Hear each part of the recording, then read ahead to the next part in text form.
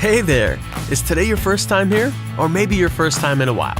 If so, maybe you're wondering exactly who we are and what this church is all about.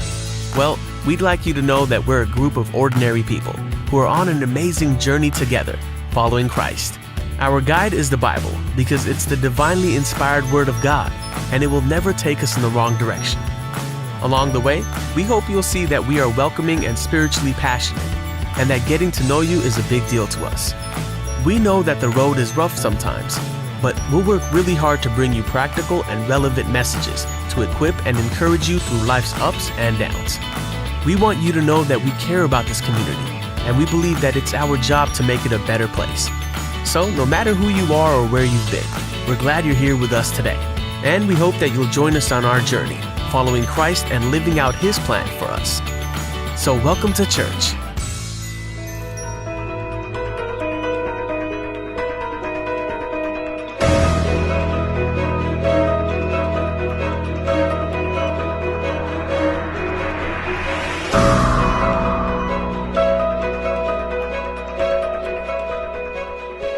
Praise the Lord.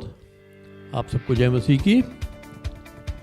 प्रभु का धन्यवाद हो आज की सुबह के लिए जो उसने हमें दी कि हम एक बार फिर उसके आराधना के लिए जमा हो सके। उसने हमें बीते सप्ताह सुरक्षित रखा, उसके लिए उसको धन्यवाद देते हैं। और आप सबका हम प्रभु यीशु मसीह के नाम से स्वागत करते हैं। जितने लोग भी ऑनलाइन हमारे साथ इस समय जुड़ चुके हैं, आप सबका स्वागत है। और ये समय है कि हम आराधना में जाएंगे, और आराधना में जाने से पहले हम प्रार्थना करेंगे और इस पूरी सभा को हम परमेश्वर के हाथों में सौंपेंगे, पवित्र आत्मा की अगुवाई में सौंपेंगे, ताकि पवित्र आत्मा हमारी अगुवाई करे और जो कुछ वो हम पर प्रकट करना चाहता है आज के दिन वो हम प्राप्त कर सकें। आइए हम प्रार्थना करते हैं। प्रेम पिता परमेश्वर, हम तुझे धन्यवाद देते हैं। बीते सप्ताह तूने हमें सुरक्षित रखा। तूने अपने बड़े अनुग्रह से, बड़ी करुणा से हमें जीवितों की इस ज़मीन पर रखा है। इसके लिए हम तुझे धन्यवाद देते हैं। धन्यवाद देते हैं कि तूने हमें एक और मौका दिया है कि हम तेरी आराधना के लिए जमा हो सकें। हम अपनी इस पूरी सभा को तेरे हाथों में सौंपते हैं। पवित्र आत्मा, हम तेरी अगुवाई चाहते हैं, तेरा अभिषेक चाहते हैं। आराधना पर, बच्चों के द्वारा पद सुनाए जाने पर, वचन पर, हर एक बात पर हम तेरा अभिषेक और तेरी आशीष चाहते हैं, ताकि आज के दिन जो कुछ तूने हमारे लिए ठहराया है वो हमारे जीवन में पूरा होने पाए। हम जैसे जमा हुए हैं वैसे ही हम न उठें, बल्कि आशीषित होकर, उन्नति पाकर हम इस सभा को समाप्त कर पाएं। इसलिए पवित्र आत्मा, हमारी सहायता, हमारी अगुवाई करना, हर क्षेत्र में हमारी अगुवाई करना। अब पूरी सभा का संचालन अपने हाथों में ले, अपने वश, अपने अधिकार में ले, ताकि हम जो कुछ भी करें वो सब कुछ मिलकर प्रभु यीशु मसीह के नाम को महिमा और कलीसिया को उन्नति दे सके। सारा आदर, सारी महिमा पिता परमेश्वर, प्रभु यीशु मसीह, पवित्र आत्मा हम तुझको देते हैं, और इस विनती को बड़े धन्यवाद और विश्वास के साथ यीशु नाम से मांगते हैं। आमीन।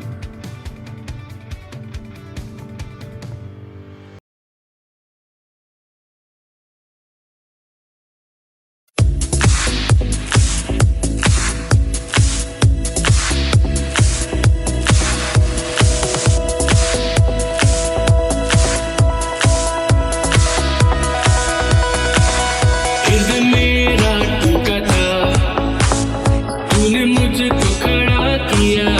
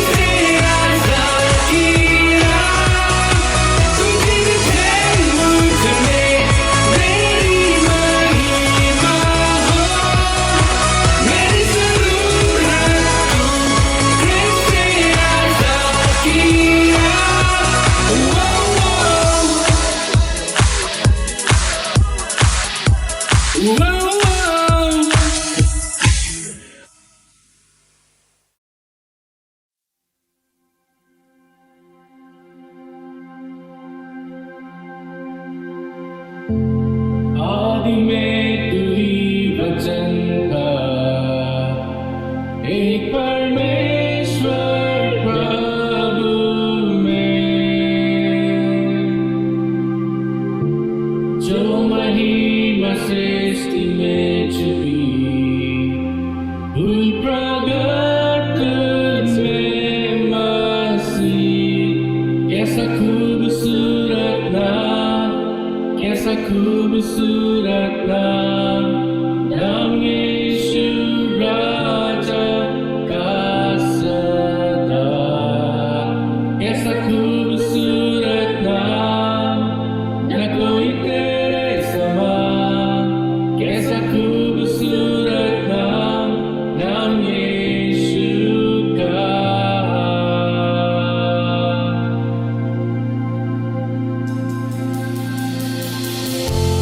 स्वर्ग नवाया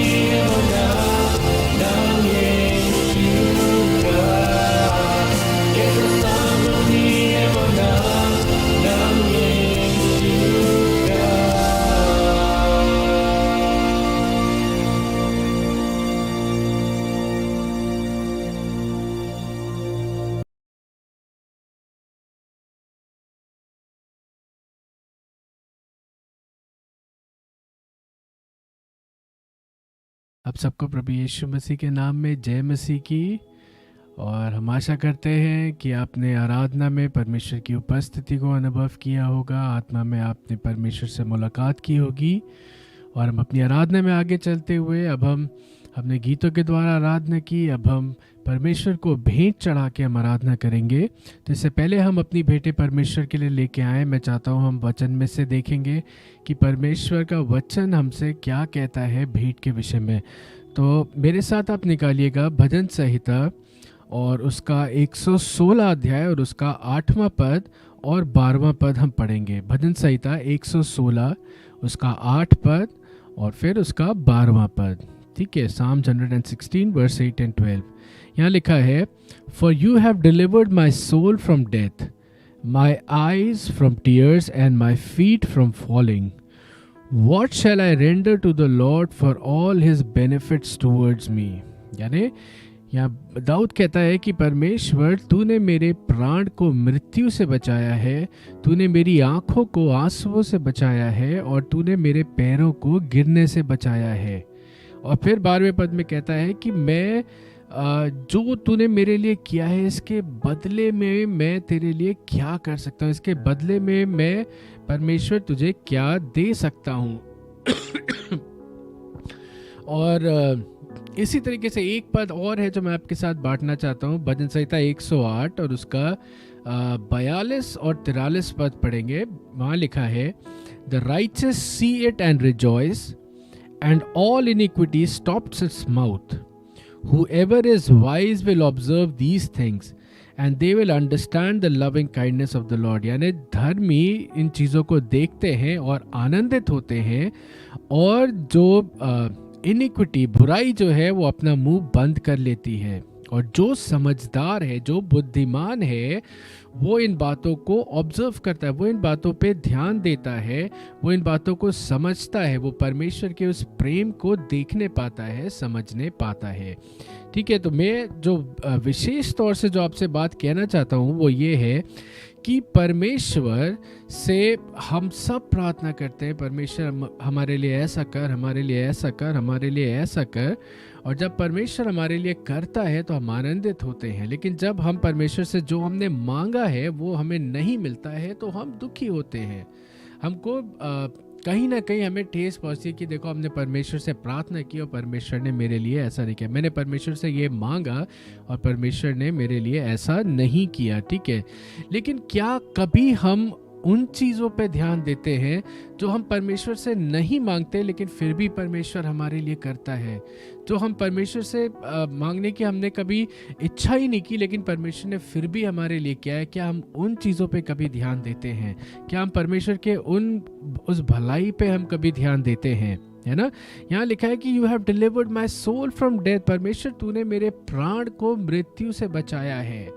हालेलुया, कितना बड़ा काम है जो परमेश्वर ने हमारे लिए किया। हर सुबह अगर आप अपने बिस्तर से जीवित उठते हैं, सांस लेते हुए उठते हैं, तो इसका मतलब है कि परमेश्वर ने आपको अभी तक बचाया है, उसका हाथ आपके ऊपर है, मृत्यु को उसने आपको छूने नहीं दिया है।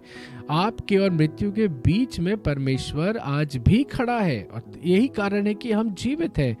मेरी आंखों को आंसुओं से जब हम दुखी होते हैं परमेश्वर के पास आते हैं, परमेश्वर हमारे हृदय को, हमारे जीवन को शांति से भरता है, अपने आनंद से भरता है। क्या इस बात के लिए हम परमेश्वर को धन्यवाद देते हैं? है ना, मेरे पैरों को गिरने से परमेश्वर, कितनी बार होता है कि परमेश्वर, हम ऐसी परिस्थितियों में फंसते हैं जहां सब कुछ कहते हैं ना खत्म दिखता है, लेकिन वहां से भी परमेश्वर हमें बिना गिरे, वहां से संभाल के परमेश्वर हमें लेके आता है।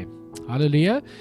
तो ऐसे बहुत से काम है, हर पल हमें जीवन दे रहा है परमेश्वर, हमें सांसें दे रहा है, हमारा हृदय धड़क रहा है। ठीक है, ये सब काम हम करते हैं। ठीक है, लेकिन क्योंकि हम परमेश्वर से मांगते नहीं हैं इन चीज़ों को, इसलिए हम परमेश्वर को शायद इन बातों के लिए धन्यवाद देना ज़रूरी नहीं समझते, या हम इन चीज़ों को इतना महत्व नहीं देते। लेकिन दाऊद यहाँ कहता है कि ये परमेश्वर ने, ये बेनिफिट्स हैं, ये वो काम है परमेश्वर जो हमारे लिए, हमारे बिना मांगे हमारे लिए करता है। आपने जीवन नहीं मांगा लेकिन परमेश्वर बिना मांगे आपको जीवन देता है। हालेलुया, हर दिन देता है। और what shall I render to the Lord for all his benefits. और ये जो काम परमेश्वर मेरे लिए करता है, बिना मेरे मांगे परमेश्वर जो मेरे लिए करता है, बिना मेरे कहे परमेश्वर जो मेरे लिए भलाई करता है, उसके बदले में मैं परमेश्वर को क्या दे सकता हूँ। हालेलुया। और ये जो काम है, ये परमेश्वर ऐसा नहीं कि 2 महीने 4 महीने में एक बार आपके लिए, नहीं, हर दिन प्रतिदिन परमेश्वर ये काम आपके साथ करता है।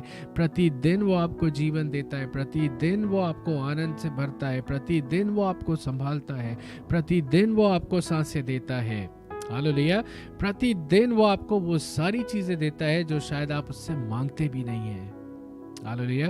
तो आज मैं आपको सिर्फ यही उत्साहित करना चाहूँगा कि बहुत सी चीज़ें हम मांगते हैं परमेश्वर से और मिलती हैं, परमेश्वर को ज़रूर धन्यवाद देते हैं, लेकिन बहुत सी चीज़ें जो हम परमेश्वर से शायद कभी नहीं मांगते और फिर भी परमेश्वर हमें देता है, आज उन चीज़ों के ऊपर हम अपना ध्यान केंद्रित करें। आप आज उन चीज़ों के ऊपर आप मनन करें। यहाँ लिखा है whoever is wise will observe these things।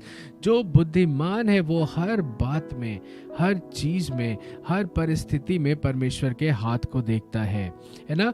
और जब वो हर परिस्थिति में मेडिटेट करता है, ध्यान देता है, तो उसे हर पल, हर परिस्थिति में, यहाँ तक कि जब वो परेशानी से होकर गुजर रहा है, वहां पे भी उसे परमेश्वर का प्रेम नजर आता है। तो परमेश्वर चाहे हमारे साथ जो भी, और अगर हम ध्यान देते हैं, अगर हम उन चीज़ों को ऑब्जर्व करते हैं, तो परमेश्वर के प्रेम को हम देखने पाते हैं। तो मैं आपको इसी बात से उत्साहित करूंगा, जब आप परमेश्वर के लिए भेंट लेके आते हैं, ठीक है, तो जैसा दाऊद कहता है कि परमेश्वर की उन सब भलाइयों के बदले मैं परमेश्वर को क्या दूं। आज आप भी सोचिए अपने जीवन में कि परमेश्वर ने आपके साथ जो कुछ भी भला किया है, उसके बदले में आज आप परमेश्वर को क्या दे सकते हैं। तो परमेश्वर आपको आशीष दे। हमारा अकाउंट नंबर और कैसे आप भेंट दे सकते हैं वो सब आपको स्क्रीन पे मिल रहा है। आप देखें परमेश्वर ने आपके लिए बिना मांगे क्या क्या किया है, और उसके बदले में आप परमेश्वर को एक धन्यवाद के रूप में आप क्या दे सकते हैं। परमेश्वर को आपकी संपत्ति नहीं चाहिए, परमेश्वर को आपका पैसा नहीं चाहिए, लेकिन परमेश्वर आपके हृदय को देखता है कि आपका हृदय कितना धन्यवाद से भरा है, कि आप उन कामों के बदले में अपने दिल से आप परमेश्वर को क्या दे सकते हैं, परमेश्वर के लिए आप क्या कर सकते हैं। तो मैं आशा करता हूं कि आपने कुछ सीखा होगा, आपको इस वचन से आशीष मिलेगी, और परमेश्वर को कुछ ऐसा दीजिए जो परमेश्वर के हृदय को भी भाने पाए। परमेश्वर आपको आशीष दे। जय मसीह की।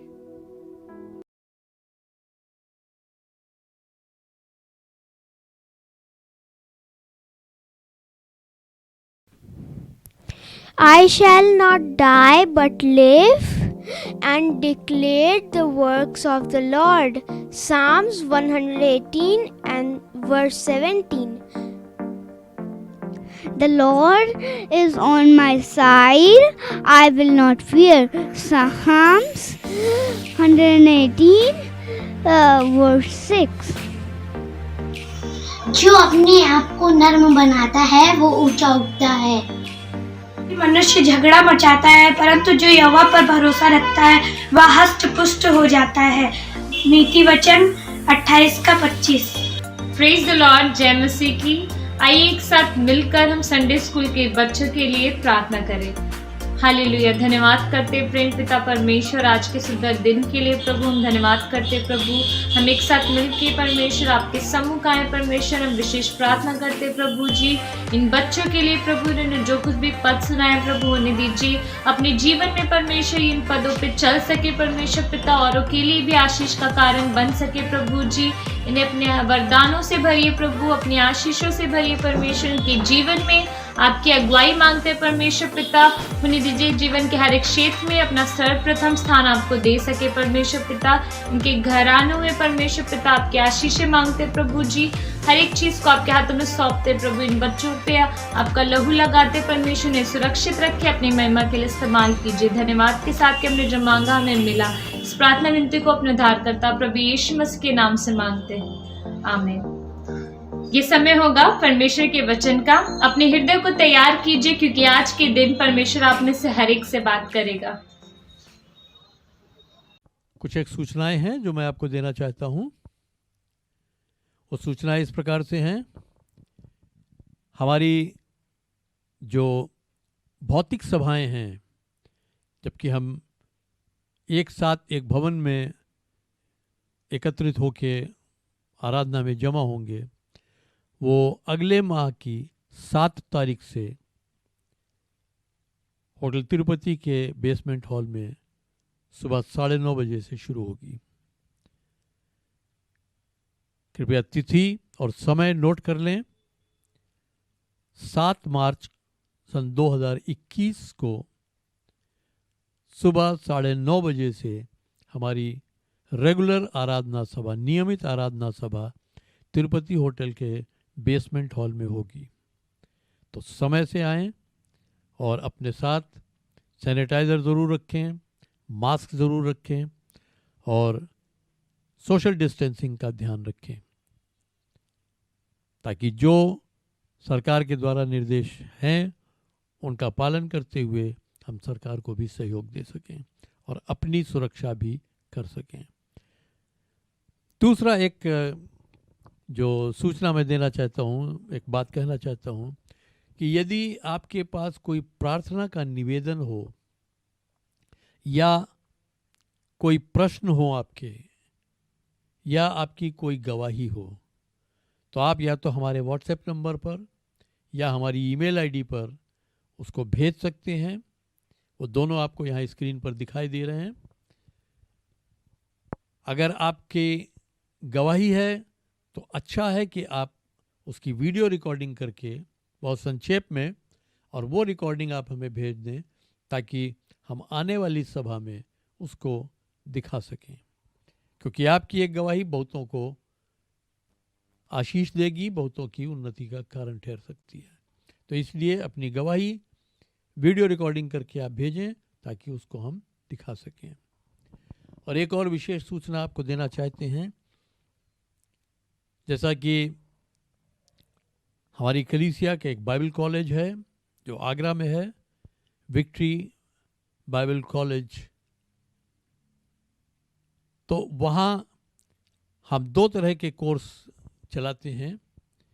एक है 2 साल का डिप्लोमा कोर्स और एक है 1 साल का सर्टिफिकेट कोर्स। जो डिप्लोमा कोर्स है वो नियमित छात्रों के लिए है, रेगुलर स्टूडेंट्स के लिए। यदि कोई व्यक्ति जो उद्धार पाया हुआ है और आप प्रभु यीशु मसीह की सेवा करने का आपके अंदर बोझ है और आप प्रभु की सेवा करना चाहते हैं और उसके लिए आप प्रशिक्षण चाहते हैं, तो आप हमसे संपर्क कर सकते हैं। और 1 जुलाई 2021 से हमारा नया सेशन शुरू होगा, नया सत्र शुरू होगा। इसके साथ साथ मैं कलीसिया के हर व्यक्ति को प्रेरित करूंगा, चाहे वो बुजुर्ग हो, चाहे वो जवान हो, पुरुष हो, महिला हो, आप हमारे कॉरेस्पॉन्डेंस कोर्स में यानी पत्राचार कोर्स में शामिल हो। वो 1 वर्ष का कोर्स है और उसमें आपको सर्टिफिकेट इन बाइबल टीचिंग्स मिलेगा, जो बहुत अच्छा कोर्स है और आपको आपकी आत्मिक उन्नति में बहुत सहायक होगा। तो इसलिए आप हमसे संपर्क करें।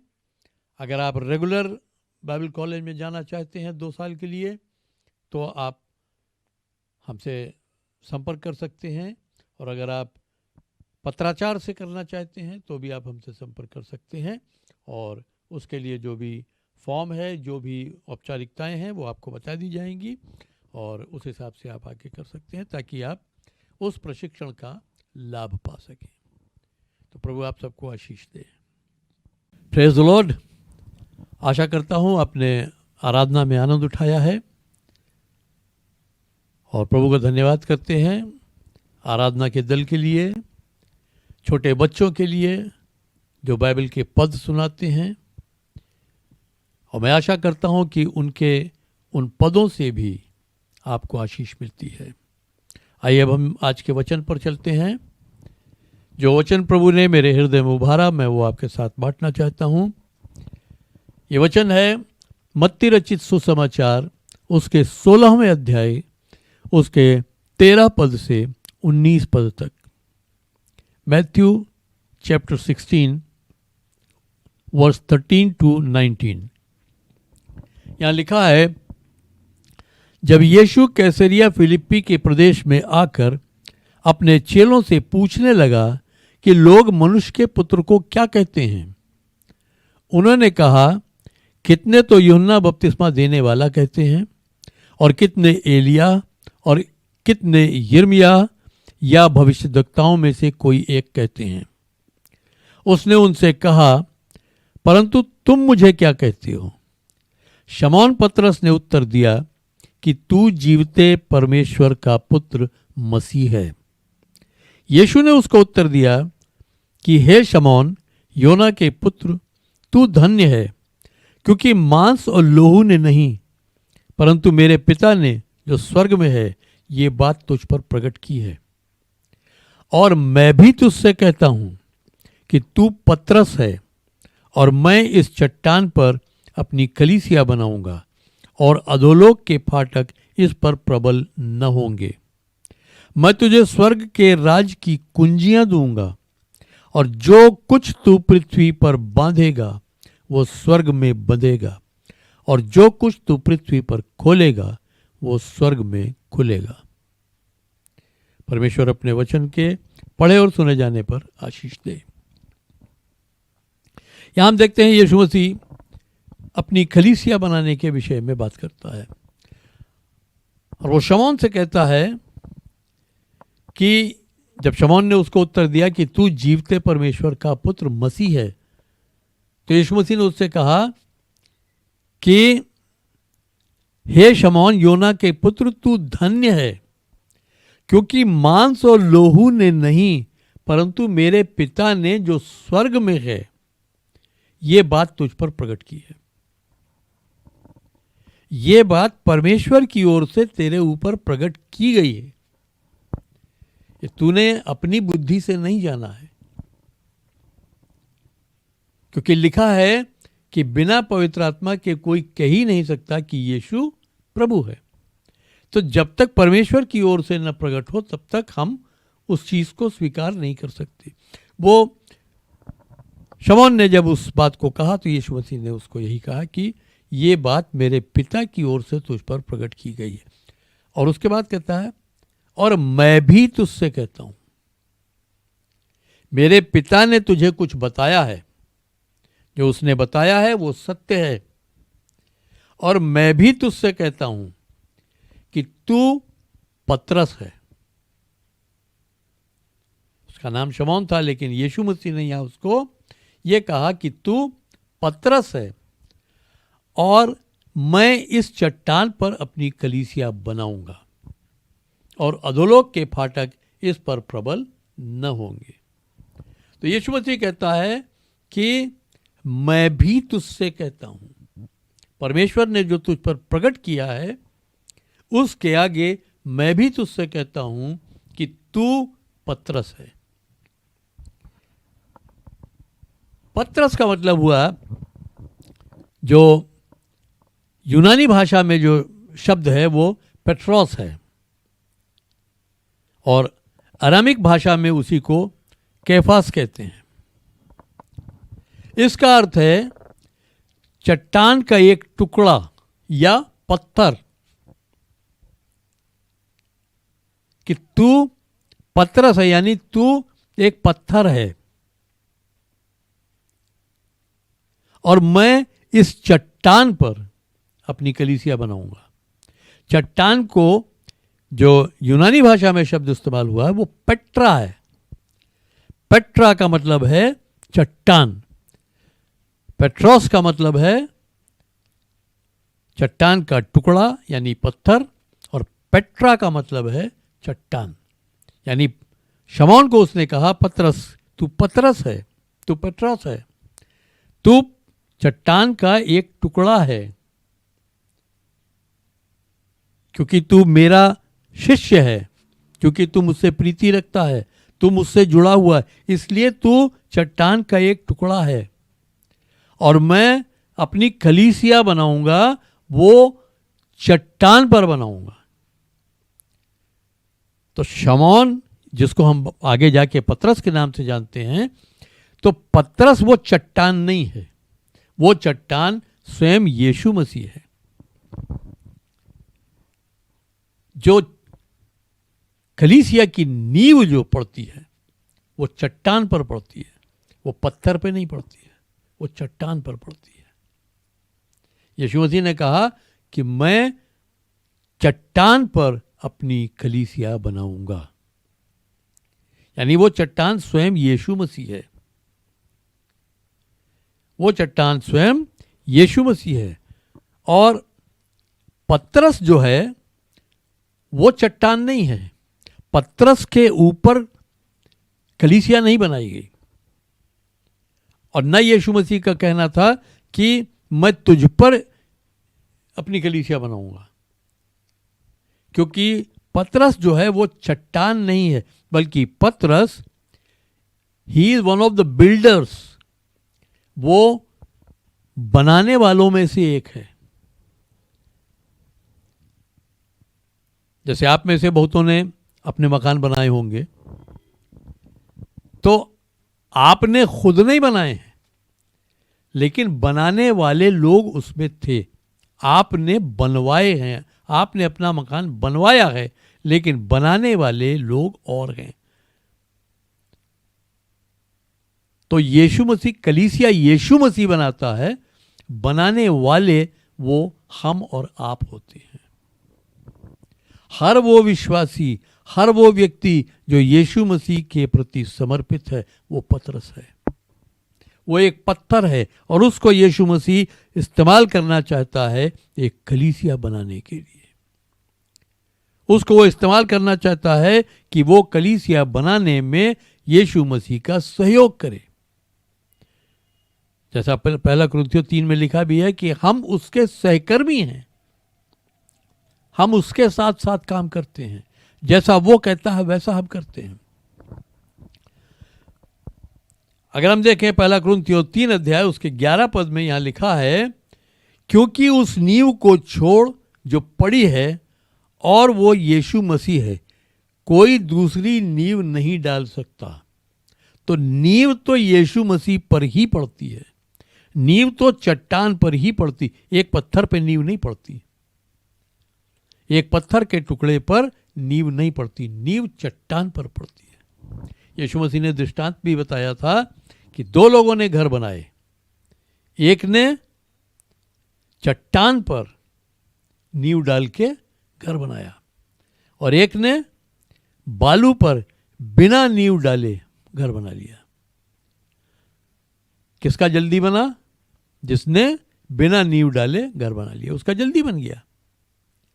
लेकिन जब बाढ़ आई, तूफान आया, आंधियां चली, हवाएं चली, पानी के थपेड़े पड़े, तो जो घर चट्टान पर बना था वो स्थिर बना रहा, और जो बालू पर बना था वो ढह गया, वो नाश हो गया, वो नहीं टिक पाया। तो कलीसिया की नींव जो है वो चट्टान पर पड़ती है, और वो चट्टान यीशु मसीह है। और मैं और आप इस बात के लिए सौभाग्यशाली हैं कि इस कलीसिया की नींव चट्टान पर है। स्वयं यीशु मसीह ने ये कलीसिया बनाई है, मैंने नहीं बनाई है, हमारे सीनियर पास्टर जेसी लन ने नहीं बनाई है। ये कलीसिया यीशु मसीह ने बनाई, क्योंकि इसकी नींव उसी ने डाली है, मैंने नहीं डाली है। मैं तो सिर्फ उसके हाथ में एक मिस्त्री के तौर पर काम कर रहा था, लेकिन नींव उसी ने डाली है, तो उसको छोड़ दूसरी नींव नहीं पड़ सकती।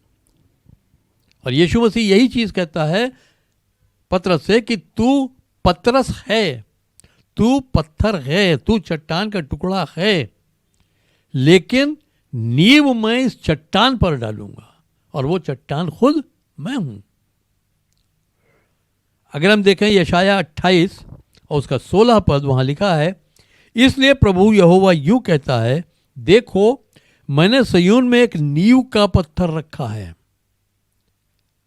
एक परखा हुआ पत्थर, कोने का अनमोल पत्थर, और वो यीशु मसीह है। फिर हम देखते हैं भजन संहिता 118 उसके 22 में भी कि राज मिस्त्रियों ने जिस पत्थर को निकम्मा ठहराया था वही कोने का सिरा हो गया। संसार ने यीशु मसीह को नहीं ग्रहण किया, अपने लोगों में आया, उसके अपने लोगों ने उसे ग्रहण नहीं किया। आज भी लाखों लोग, करोड़ों लोग संदेश सुनते हैं, प्रभु यीशु मसीह के प्रेम के बारे में सुनते हैं, प्रभु यीशु मसीह के विषय में सुनते हैं, उनकी आंखों के सामने प्रभु यीशु मसीह की सामर्थ काम करती है, लेकिन वो प्रभु यीशु मसीह को ग्रहण नहीं करते हैं, वो फिर भी इनकार करते हैं, क्योंकि उनकी दृष्टि में वो पत्थर नहीं है जो उनके काम का हो। लेकिन वही पत्थर, वही कोने का सिरा हो गया है, वही नींव का पत्थर है, नींव की चट्टान वही है। तो यीशु मसीह कहता है मैं इस चट्टान पर अपनी कलीसिया बनाऊंगा। और कैसी कलीसिया बनाऊंगा? जिस पर अधोलोक के फाटक प्रबल नहीं होंगे। आप सब मेरे साथ एक बार बोलिए, प्रभु यीशु मसीह की कलीसिया पर अधोलोक के फाटक प्रबल नहीं होंगे। जो कलीसिया प्रभु यीशु मसीह ने बनाई है उस पर अधोलोक के फाटक प्रबल नहीं हो सकते। वो फाटक सर उठा सकते हैं, वो फाटक रुकावट डाल सकते हैं, वो फाटक परेशानियां पैदा कर सकते हैं, लेकिन प्रबल नहीं हो सकते। और क्यों नहीं हो सकते? क्योंकि अधोलोक की यानी अंधकार की शक्तियों पर, शैतान की सारी सामर्थ पर प्रभु यीशु मसीह ने अपने विश्वास करने वालों को अधिकार दिया है। आज की तिथि में शैतान कलीसिया से डरता है, क्योंकि उसको मालूम है कि कलीसिया ही है जो उसके विरोध में खड़ी होती है, जो उसके कामों के विरोध में खड़ी होती है, और वो कलीसिया पर प्रबल नहीं हो सकता। वो इस बात को जानता है कि वो कलीसिया पर प्रबल नहीं हो सकता, इसीलिए वो तरह तरह के हथकंडे अपनाता है कि किसी तरह से कलीसिया में फूट पड़े, किसी तरह से कलीसिया में झगड़े हों, किसी तरह से कलीसिया में कैसी भी टूट फूट मचे और कलीसिया कमजोर हो जाए। लेकिन हालेलुया, यीशु मसीह की कलीसिया पर अधोलोक के फाटक प्रबल नहीं होंगे। हम गिराए तो जा सकते हैं, लेकिन पड़े नहीं रह सकते। हम सताए तो जा सकते हैं, लेकिन पराजित नहीं हो सकते। जैसे इंग्लिश में कहावत है, we can be knock down but not knocked out. हम मार के गिराए तो जा सकते हैं, लेकिन मार के हम जो अखाड़े के बाहर नहीं फेंके जा सकते। वो सामर्थ शैतान के पास नहीं है। तो कलीसिया जो यीशु मसीह बनाना चाहता है, वो कलीसिया क्या है और कैसी होनी चाहिए? उस कलीसिया का क्या स्वरूप होना चाहिए? कलीसिया क्या है? कलीसिया, यूं तो बहुत सी तुलनाएं हैं कलीसिया के विषय में, परिभाषा है, लेकिन कलीसिया क्या है? यीशु मसीह की देह है और एक प्रार्थना का घर है। आपको याद होगा, मैंने अभी 1 सप्ताह पहले इस पर प्रचार किया था कि यीशु मसीह ने जब मंदिर की सफाई की, परमेश्वर के मंदिर की सफाई की, तो वहां परमेश्वर की जब सामर्थ प्रकट हुई तो परमेश्वर की स्तुति हुई, वहां परमेश्वर की प्रशंसा हुई। लोग अचंभित हुए उस सामर्थ को देख के। तो कलीसिया वो स्थान है जहां लोग प्रार्थनाएं करते हैं। कलीसिया एक मध्यस्थ की भूमिका निभाती है उद्धार न पाए हुए लोगों और परमेश्वर के बीच में। कलीसिया लोगों के लिए प्रार्थनाएं करती है। कलीसिया को वो जिम्मेदारी दी गई है कि वो समाज के लिए प्रार्थना करें, अपने लोगों के लिए प्रार्थना करें, अपने शहर के लोगों के लिए प्रार्थना करें, अपने प्रदेश, अपने देश के लोगों के लिए प्रार्थना करें। परमेश्वर के और मनुष्यों के बीच में वो खड़े हों प्रार्थनाएं लेकर, और वो जो प्रार्थनाएं लेकर आते हैं और प्रभु यीशु मसीह के नाम से करते हैं, यीशु मसीह हमारी उन प्रार्थनाओं को पिता के सामने प्रस्तुत करता है और वो प्रार्थनाएं सुनी जाती हैं। तो कलीसिया जो है वो प्रार्थना का घर है। ये वो स्थान है जहां परमेश्वर की उपस्थिति पाई जाती है।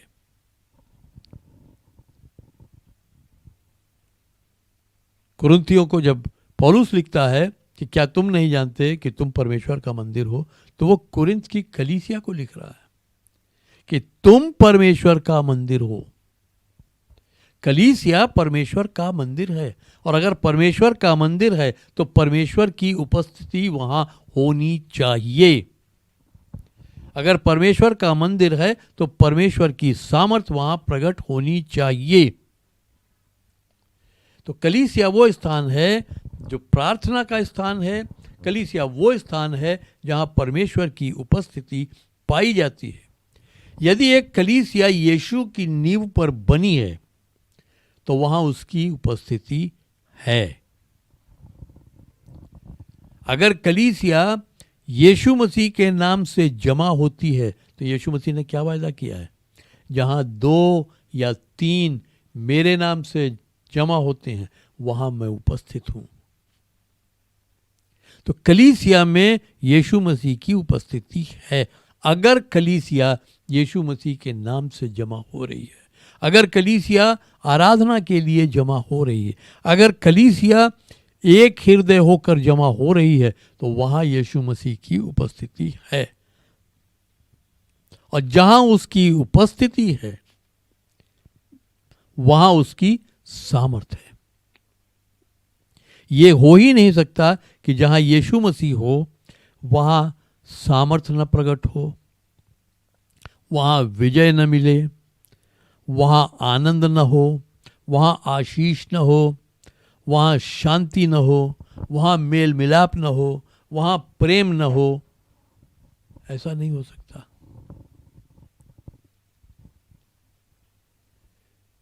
यीशु मसीह जो करुणा निधान है, करुणा से भरा हुआ है, कलीसिया में अगर यीशु मसीह है तो वहां पर करुणा होनी चाहिए, वहां पर प्रेम होना चाहिए, वहां पर सामर्थ होनी चाहिए, वहां एक जयवंत जीवन होना चाहिए, वहां पर आनंद होना चाहिए।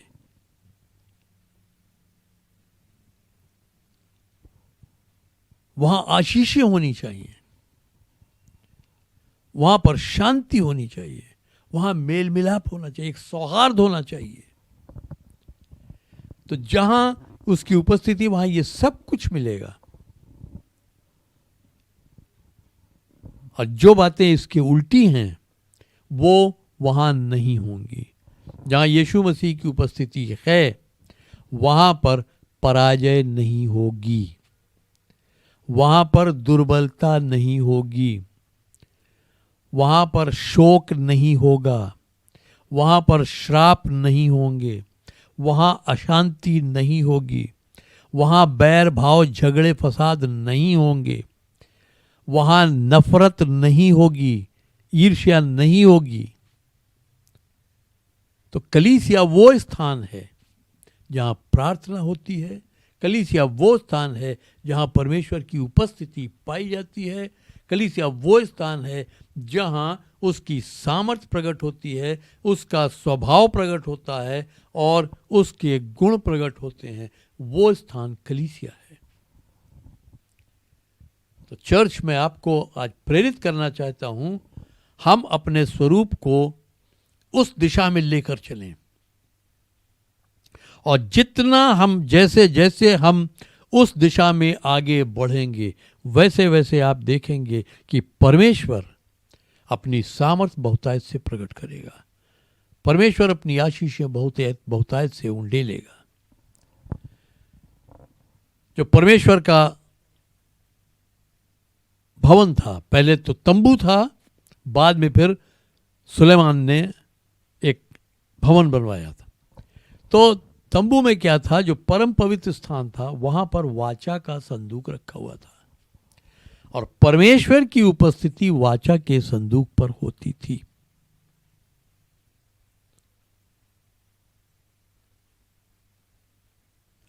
एक वाचा परमेश्वर की प्रभु यीशु मसीह में पूरी हुई है और उस वाचा का फल हम और आप हैं।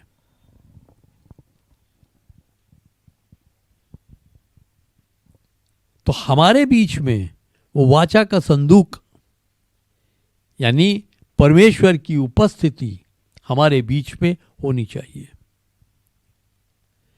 क्योंकि उस समय उसी संदूक पर परमेश्वर की उपस्थिति होती थी और महायाजक वहां साल में एक बार जा सकता था।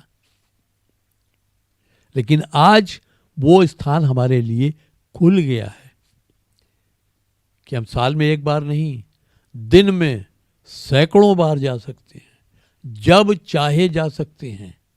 प्रभु यीशु मसीह के नाम से हम उस परमेश्वर की उपस्थिति में कभी भी जा सकते हैं अपने निवेदन लेकर। परमेश्वर ने हमें जो एक नई वाचा दी वो यीशु मसीह में पूरी हुई, अर्थात जहां यीशु मसीह है उसकी वाचा है वो। जब यीशु मसीह ने अपने चेलों को रोटी दी अंतिम फसह में, अंतिम भोज में, उसने कहा ये लो, ये मेरी देह है। उसने रोटी ली, तोड़ी और चेलों को ये कह के दी कि ये लो, ये मेरी देह है जो तुम्हारे लिए दी जाती है, मेरे स्मरण के लिए यही किया करो। और फिर इसी रीति से उसने कटोरा भी लिया और उन्हें ये कह कर दिया कि ये मेरे लहू में नई वाचा है और ये लहू तुम्हारे पापों की क्षमा के लिए बहाया जाता है, इसे पियो और मेरे स्मरण के लिए ऐसा ही किया करो। क्योंकि जब जब तुम ये रोटी खाते हो और इस कटोरे में से पीते हो तो मेरी उस मृत्यु की तुम घोषणा करते हो, उस मृत्यु की तुम गवाही देते हो, उसका प्रचार करते हो, ये बताते हो कि हाँ यीशु मसीह हमारे लिए बलिदान हुआ था और फिर जी उठा। तो जहां यीशु मसीह है वहां परमेश्वर की उपस्थिति है, क्योंकि यीशु मसीह पुत्र और पिता अलग नहीं है। पिता, पुत्र और पवित्र आत्मा एक हैं, तीन होते हुए भी एक हैं और एक होते हुए भी तीन हैं। यदि आपको परमेश्वर की उपस्थिति अपने बीच में लानी है, अगर आप चाहते हैं कि आपके बीच में परमेश्वर की उपस्थिति हो, तो आपको अपने मध्य में, अपने बीच में, अपने जीवन में यीशु मसीह को लाना पड़ेगा। यीशु मसीह को आपको अपने जीवन में पहला स्थान देना पड़ेगा। जब यीशु मसीह आपके जीवन में होगा तो परमेश्वर की उपस्थिति अपने आप होगी। यीशु मसीह अपनी कलीसिया बनाने की बात कहता है और वो कलीसिया स्वयं यीशु मसीह पर बनती है, न कि पतरस पर या किसी और पर। वो कलीसिया यीशु मसीह पर बनती है, नींव वही है। पौलुस लिखता है ना कि हम तो सब क्या करते हैं, हम तो उस पर रद्दा रखते हैं खाली। अब हम कैसा रद्दा रखते हैं ये वो दिन बताएगा जब हमारा काम पर खा जाएगा। लेकिन नींव तो पड़ चुकी है, नींव तो यीशु मसीह है, उसके अलावा दूसरी नींव नहीं हो सकती है।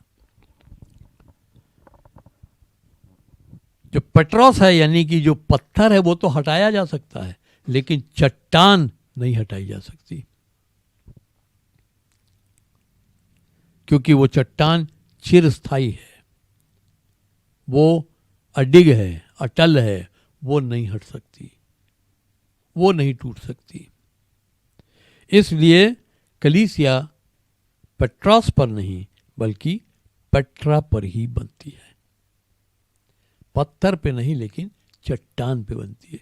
मुझ पे आप पे कलीसिया नहीं बनेगी, कलीसिया यीशु मसीह पर बनेगी। हम आप मिलकर उसमें काम करेंगे, वो बनेगी, लेकिन उसकी चट्टान, उसकी नींव जो है वो यीशु मसीह होगा। अब सवाल यह था, यीशु मसीह कलीसिया बनाने का उसका क्या उद्देश्य था? तो इसको समझने के लिए हमें चलना पड़ेगा मनुष्य की उत्पत्ति की ओर, कि जब मनुष्य की उत्पत्ति हुई, जब परमेश्वर ने मनुष्य की सृष्टि की, तो उसका उद्देश्य क्या था? परमेश्वर का उद्देश्य क्या था? आइए हम देखते हैं उत्पत्ति 1 अध्याय उसके 26 और 27 पद में। यहां परमेश्वर कहता है, लिखा है, फिर परमेश्वर ने कहा, हम मनुष्य को अपने स्वरूप के अनुसार और अपनी समानता में बनाएं, और वे समुद्र की मछलियों और आकाश के पक्षियों और घेरेलू पशुओं और सारी पृथ्वी पर और सब रेंगने वाले जंतुओं पर जो पृथ्वी पर रेंगते हैं अधिकार रखें। तब परमेश्वर ने मनुष्य को अपने स्वरूप के अनुसार उत्पन्न किया, अपने ही स्वरूप के अनुसार परमेश्वर ने उसे उत्पन्न किया, नर और नारी करके उसने मनुष्यों की सृष्टि की। तो परमेश्वर ने जब मनुष्य को बनाया तो कैसे बनाया? अपने स्वरूप में, अपनी समानता में। यानी परमेश्वर क्या चाहता था कि वो अपनी महिमा मनुष्य के द्वारा इस पृथ्वी पर फैला दे, इस पृथ्वी पर प्रकट करे। इस पृथ्वी को वो अपने गुणों से, अपने प्रभाव से भर देना चाहता था। वो स्वयं भर सकता था, लेकिन उसने मनुष्य को अपने स्वरूप में बनाया कि ये मनुष्य जो है ये मेरे स्वरूप में होकर इस पूरी पृथ्वी पर अधिकार रखेगा, और उसने वो सारा अधिकार उसको दिया।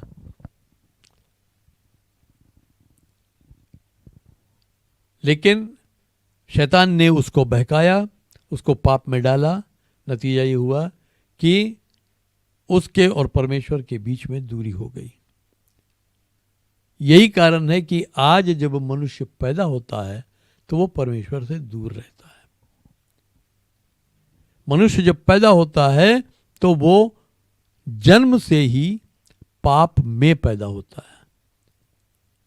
पाप करने से पापी नहीं होता है, लेकिन पापी होने के नाते वो पाप करता है। उससे हमें छुटकारे की जरूरत है। और जब ये पाप हो गया तो परमेश्वर ने उसी दिन योजना बना ली कि वो कलीसिया की स्थापना करेगा, क्योंकि उसी दिन परमेश्वर ने एक वायदा किया और उसने उस सांप से,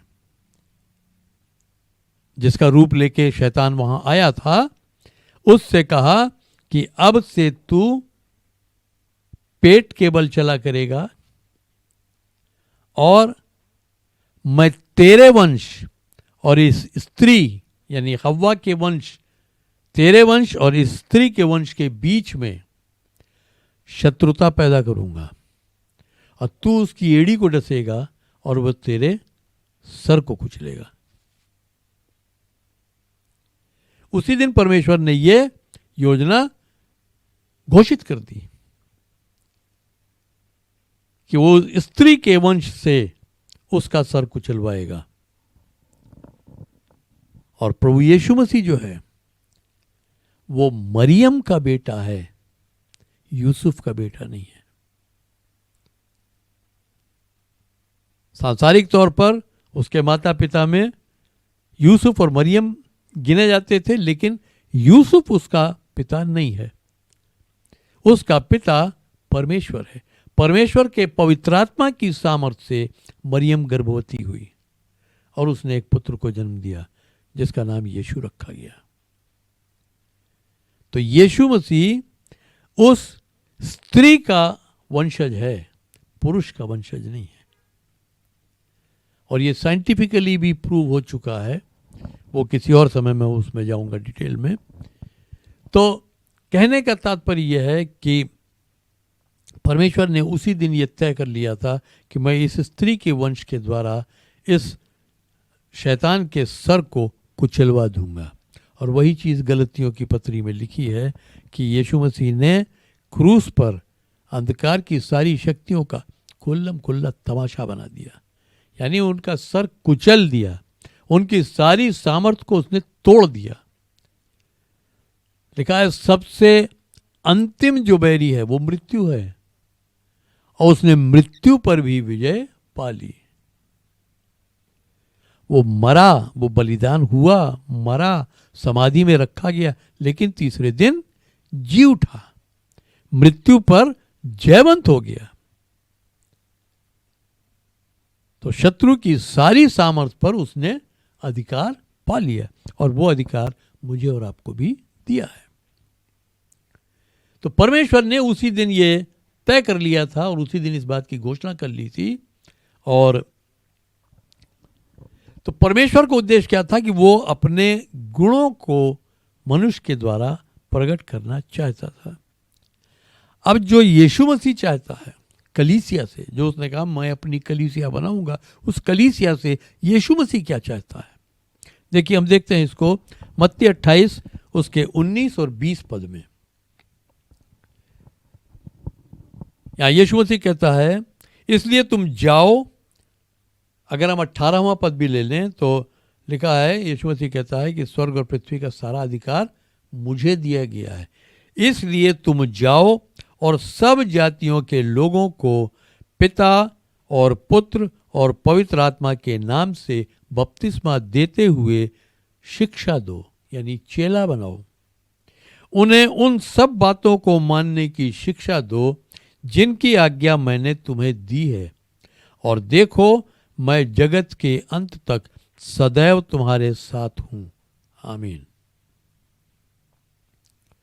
तुम जाओ, सब जातियों के लोगों को पिता और पुत्र और पवित्र आत्मा के नाम से बपतिस्मा देते हुए शिक्षा दो, चेला बनाओ।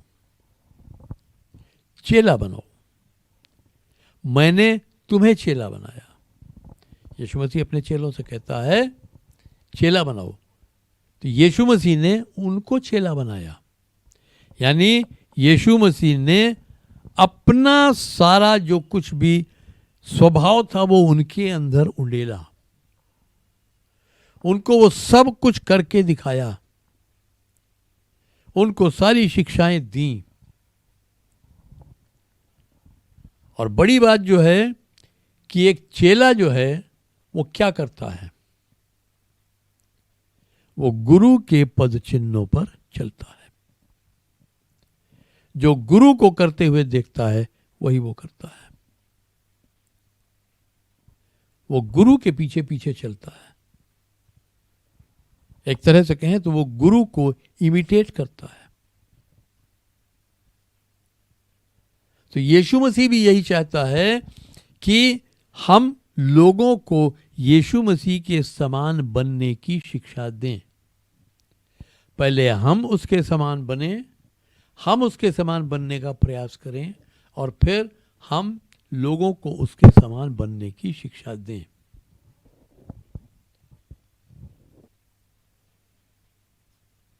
जैसे परमेश्वर कहता है, परमेश्वर ने मनुष्य की सृष्टि इसलिए की कि वो अपने स्वभाव को, अपनी महिमा को, अपनी सामर्थ्य को मनुष्य के द्वारा इस पृथ्वी पर प्रकट करना चाहता था। वही काम प्रभु यीशु मसीह चाहता है। प्रभु यीशु मसीह ने हमको पाप के उस बंधन से छुड़ा लिया और वापस उस स्थान पर पहुंचा दिया जहां पाप करने से पहले आदम था। यानी पाप करने से पहले आदम क्लीन था, शुद्ध था, निष्पाप था। लेकिन जब उसने पाप किया तो वो भ्रष्ट हो गया, वो दुर्बल हो गया। उस पर शैतान ने अपना अधिकार कर लिया। लेकिन यीशु मसीह ने उस अधिकार से छुड़ा के हमें दोबारा वहां खड़ा कर दिया। लिखा है यूहन्ना 1:12 में कि जितनों ने यीशु मसीह को ग्रहण किया, यीशु मसीह ने उन्हें परमेश्वर की संतान होने का अधिकार दे दिया। संतान होने का मतलब कि वही डीएनए उनमें है, पिता का डीएनए उनमें है, पिता का डीएनए उनमें होना चाहिए। तो यीशु मसीह भी यही चाहता है और वो कहता भी है यूहन्ना 10:30 में, मैं और पिता एक हैं। यानी पिता में और मुझ में कोई अंतर नहीं है। मैं पिता में हूं, पिता मुझ में है, हम दोनों एक हैं। तो परमेश्वर भी यही चाहता था कि मनुष्य के द्वारा उसकी महिमा प्रकट हो, और यीशु मसीह भी वही चाहता है कि उसके द्वारा, कलीसिया के द्वारा उसकी महिमा प्रकट हो। वो कलीसिया को एक तेजस्वी कलीसिया के रूप में देखना चाहता है, एक सामर्थी कलीसिया के रूप में देखना चाहता है, एक गुणवान कलीसिया के रूप में देखना चाहता है, एक निष्कलंक कलीसिया के रूप में देखना चाहता है, एक प्रतापी कलीसिया के रूप में देखना चाहता है, एक महिमामय कलीसिया के रूप में देखना चाहता है।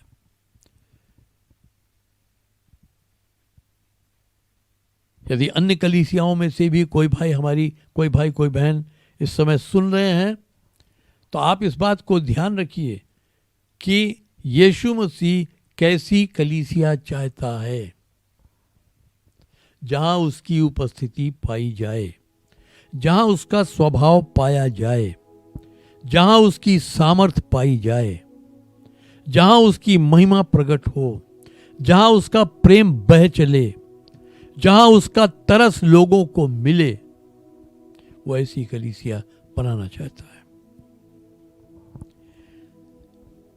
तो यीशु मसीह का उद्देश्य क्या है कि हम यीशु मसीह में बने रहते हुए परमेश्वर के गुणों को प्रकट करें। मैं एक छोटा सा उदाहरण देके खत्म करूंगा। आप बिजली देखते हैं, बिजली अगर आपने अपने घर में बहुत ज़बरदस्त वायरिंग करा रखी है, बहुत अच्छी अच्छी फिटिंग्स करा रखी हैं, एक से एक लाइट्स लगवा रखी हैं, एक से एक फैन लगवा रखे हैं, एसी लगा है, सब बिजली के जितने साजो सामान हैं सब आपके लगे हुए हैं, और वायरिंग भी आपने बिल्कुल नंबर 1 क्वालिटी की कराई हुई है, सारे स्विच बोर्ड नंबर 1 क्वालिटी के लिए, सब कुछ सर्वोत्तम लगा हुआ है। लेकिन बिजली की सामर्थ प्रकट कब होगी? न तो स्विच बोर्ड से प्रकट होगी, न तार से प्रकट होगी, न बल्ब से, न ट्यूबलाइट से, न पंखे से, न एसी से, न हीटर से, न टीवी से, किसी चीज से नहीं प्रकट होगी। जब तक बिजली नहीं आएगी, जब तक बिजली वहां नहीं है, जब तक बिजली उस तार में नहीं दौड़ रही है, तब तक बिजली की सामर्थ वहां नहीं दिखेगी। कितना भी महंगा पंखा क्यों ना हो, वो नहीं चलेगा। कितनी भी महंगी ट्यूबलाइट क्यों ना लगी हो, वो नहीं जलेगी। कितना भी खूबसूरत लैंप क्यों ना लगा हो, वो नहीं जलेगा। कितना भी महंगा एसी लगा हो, वो नहीं ऑन होगा। छोटा सा छोटा और बड़े से बड़ा कोई भी इक्विपमेंट वो ऑन नहीं होगा। बिजली की सामर्थ तभी प्रकट होगी जब बिजली उसमें प्रवाहित होगी, जब बिजली वहां उपस्थित होगी, तभी वहां पर बिजली की सामर्थ प्रकट होगी। आपके घर में बहुत अच्छी रोशनी है, आपने बहुत अच्छे पावरफुल बल्ब लगा रखे हैं, या एलईडी लगा रखी है, या ट्यूबलाइट लगा रखी है, जो कुछ भी है, और फर्स्ट क्लास लाइट आपके कमरे में है, एसी चल रहा है, सब कुछ बढ़िया है। और एक बार की बिजली चली गई, जब चली जाएगी तो क्या होगा? आपका एसी ठंड देना बंद कर देगा, आपकी एलईडी, आपकी ट्यूबलाइट रोशनी देना बंद कर देगी, आपका पंखा चलना बंद कर देगा। जब तक उसको बिजली नहीं मिलेगी तब तक वो नहीं चलेगा। ठीक उसी तरह कलीसिया में परमेश्वर के गुण, परमेश्वर का प्रभाव, यीशु मसीह की सामर्थ, यीशु मसीह की महिमा तब तक प्रकट नहीं होगी जब तक यीशु मसीह वहां उपस्थित नहीं है। और यीशु मसीह वहां उपस्थित है जहां 2 या 3 उसके नाम से जमा होते हैं। यानी उनका उद्देश्य यही है कि हम यीशु मसीह से मिलने के लिए जा रहे हैं, हम यीशु मसीह से बात करने के लिए जा रहे हैं।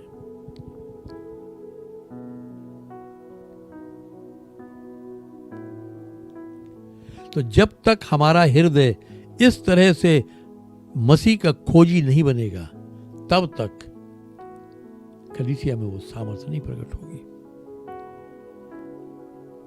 और यीशु मसीह की कलीसिया है तो उसको सामर्थ्यवान होना है, उसको महिमामय, प्रतापी, तेजस्वी होना है, उसको करुणामय, प्रेमी, अनुग्रहकारी होना है।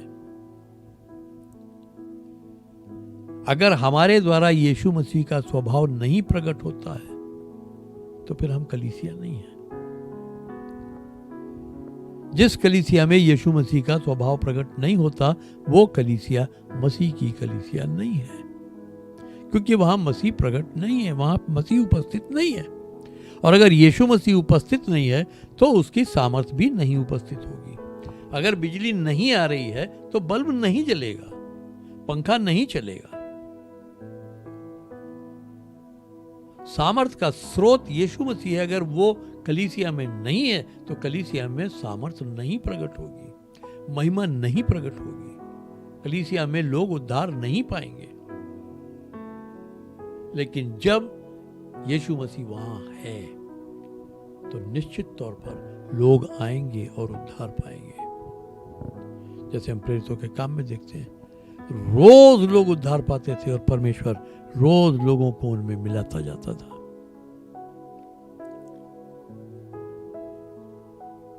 तो जहां 2 या 3 यीशु मसीह के नाम से जमा होते हैं, इस बात को समझें, यीशु मसीह के नाम से जमा होते हैं, यानी उनका हृदय यीशु मसीह से मिलने का है। उनका हृदय, उनके हृदय की अभिलाषा ये है कि हम यीशु मसीह से मिलेंगे, हम यीशु मसीह से बात करेंगे, हम आपस में मिलकर यीशु मसीह की आराधना करेंगे। वहां यीशु मसीह उपस्थित है और वहां उसकी सामर्थ को कोई रोक नहीं सकता, उसकी महिमा प्रकट होने से कोई रोक नहीं सकता,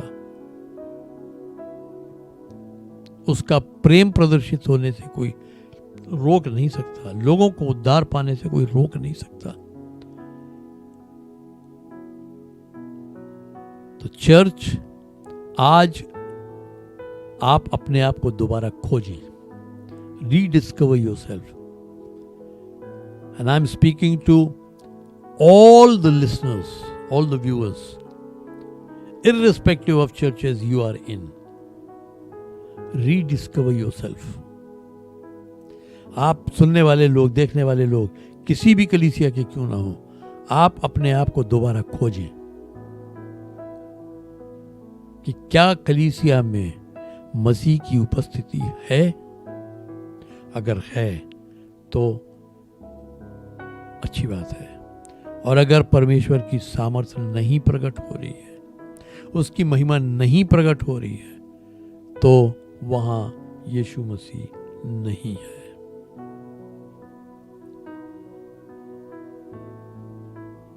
यीशु मसीह नाव में था, सो रहा था, तूफान आ गया, चेले डर गए, कहने लगे तू सो रहा, हम डूबने पर हैं, हम नाश होने पर हैं।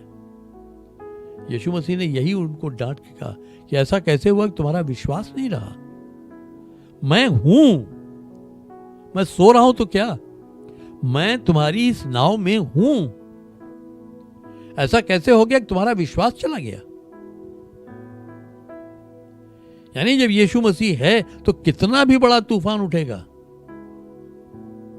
तूफान आप पर प्रबल नहीं होगा। अधोलोक के फाटक कलीसिया पर प्रबल नहीं होंगे। अगर यीशु मसीह कहता नहीं होंगे तो नहीं होंगे, लेकिन अगर आप डर के भागोगे तो होंगे। आपके ऊपर प्रबल होंगे, लेकिन कलीसिया पे प्रबल नहीं होंगे। तो परमेश्वर आप सबको आशीष दे और आप सब अपने आप को दोबारा खोजें और अपने हृदय में यीशु मसीह को पहला स्थान दें, अपने जीवन में पहला स्थान दें। आइए हम प्रार्थना करेंगे। प्रेम पिता परमेश्वर, तेरी स्तुति महिमा प्रशंसा हो प्रभु। हम तुझे धन्यवाद देते हैं इस वचन के लिए जो तूने आज हमें दिया। यह सच है प्रभु कि तू अपनी कलीसिया को इस रीति से बनाना चाहता है कि तेरी कलीसिया में तेरी सामर्थ, तेरी महिमा प्रकट हो, तेरा प्रेम, तेरी करुणा लोगों पर प्रकट हो, तेरा स्वभाव तेरी कलीसिया के द्वारा प्रकट होने पाए, ताकि लोग ये कह सकें निश्चय परमेश्वर तुम्हारे साथ है, हम भी तुम्हारे साथ चलेंगे। हाँ प्रभु, हर एक कलीसिया पर तेरी आशीष हो, हर एक सुनने वाले पर तेरी आशीष हो प्रभु। हर एक को ऐसा अनुग्रह दे कि वो तेरे साथ अपने संबंधों को नए सिरे से खोज सके, ताकि प्रभु एक बार फिर हर एक अपने उस तेरे प्रति पहले प्रेम में लौट कर आ सके, ताकि ये कलीसिया दिन दूनी और रात चौगनी उन्नति कर सके, अपने उस लक्ष्य को पा सके जो तूने इसके लिए रखा है, अपने उस उद्देश्य को पूरा कर सके जिसके लिए तूने ये कलीसिया बनाई है। हाँ प्रभु, हर एक सुनने वाले पर तेरी आशीष हो, हर एक सुनने वाले पर तेरा अनुग्रह हो, हर एक को हम तेरे हाथों में सौंप देते हैं प्रभु यीशु मसीह। तेरे लहू का बाड़ा हर एक के चारों ओर बांधते हैं और पवित्र आत्मा तुझसे विनती करते हैं, हर एक की अगुवाई कर, हर एक के हृदय का मंथन कर, हर एक के हृदय को छू ले और हर एक की समझ को और भी गहरा बना, ताकि तेरे भेदों को हम सब गहराई से समझ सकें। हर एक को आशीष दे प्रभु। हमारे दोबारा मिलने तक हम सबको अपने हाथों में संभाले रखना। आज का दिन प्रभु हमें अपनी महिमा के लिए इस्तेमाल करना। सारा आदर, सारी महिमा पिता, पुत्र और पवित्र आत्मा हम तुझको देते हैं और इस विनती को बड़े धन्यवाद और विश्वास के साथ यीशु नाम से मांगते हैं, आमीन। अब हमारे प्रभु यीशु मसीह का अनुग्रह, परमेश्वर पिता का प्रेम और पवित्र आत्मा की सहभागिता हम सब के साथ अब से सदा तक होती रहे, आमीन। मैं एक बार फिर आपको याद दिलाना चाहता हूं कि यदि आपके पास कोई प्रश्न है या आप कोई गवाही देना चाहते हैं तो आप, या आपके पास कोई प्रार्थना का निवेदन है तो आप उसको हमारे व्हाट्सएप नंबर पे या हमारी ईमेल आईडी पर हमें भेज सकते हैं। और अगर आप गवाही भेजते हैं तो अच्छा है कि आप उसको वीडियो रिकॉर्डिंग करके भेजें। बहुत बड़ी क्लिप ना बनाएं, छोटी क्लिप बनाएं, कम से कम शब्दों में अपनी गवाही को पूरा करें और उसको भेजें, ताकि हम उसको आने वाले रविवार को दिखा सकें। प्रभु आप सबको आशीष दे। जय मसीह की।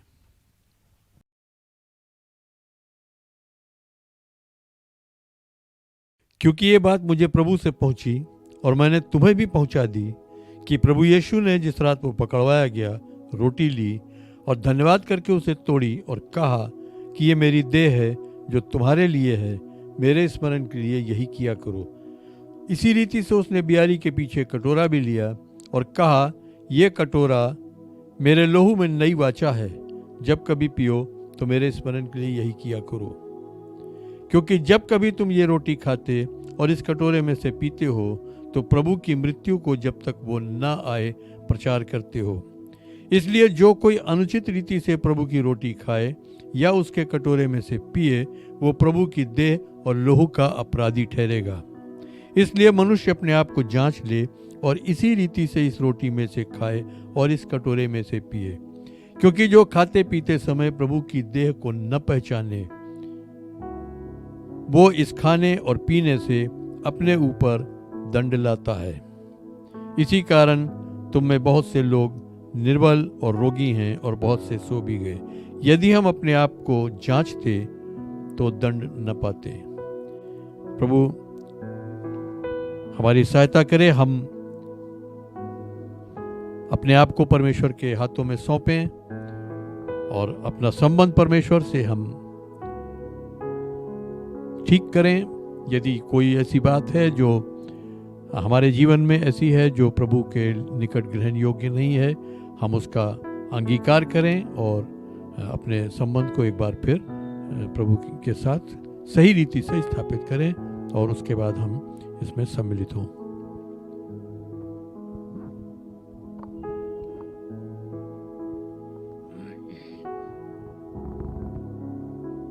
प्रभु यीशु मसीह की देह जो हमारे लिए तोड़ी गई, उसने कहा ये मेरी देह है जो तुम्हारे लिए दी जाती है, मेरे स्मरण के लिए यही किया करो।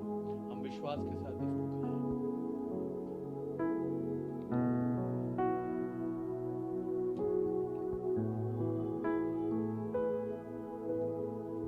प्रभु यीशु मसीह का लहू जो हमारे पापों की क्षमा के लिए बहाया गया, उसने कहा नई वाचा में मेरा लहू है, जब कभी पियो तो मेरे स्मरण के लिए यही किया। हम धन्यवाद और विश्वास के साथ इसको करेंगे।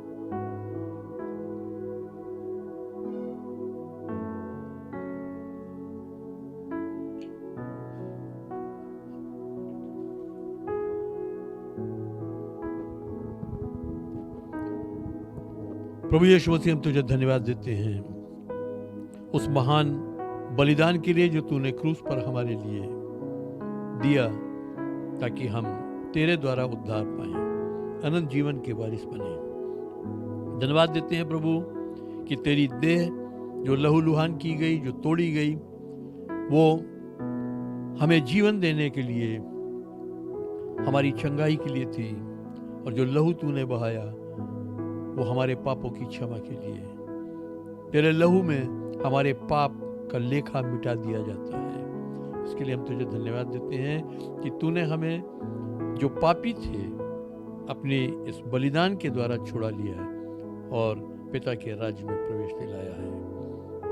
हमारी तुझसे विनती है प्रभु, जैसा हमने एक रोटी में से खाया और कटोरे में से पिया है प्रभु, जबकि हम तेरी देह और तेरे लहू में सहभागी हुए हैं, होने दे हम इसी रीति से आपस में सदा मिले रहें, हमारे बीच में एकता बनी रहे, ताकि प्रभु हम तेरी महिमा प्रकट करने पाए। सारा आदर महिमा पिता पुत्र पवित्र आत्मा तुझको मिले। धन्यवाद और विश्वास के साथ हम इस विनती को प्रभु यीशु मसीह के नाम से मांगते हैं, आमीन। आप सबको जय मसीह की।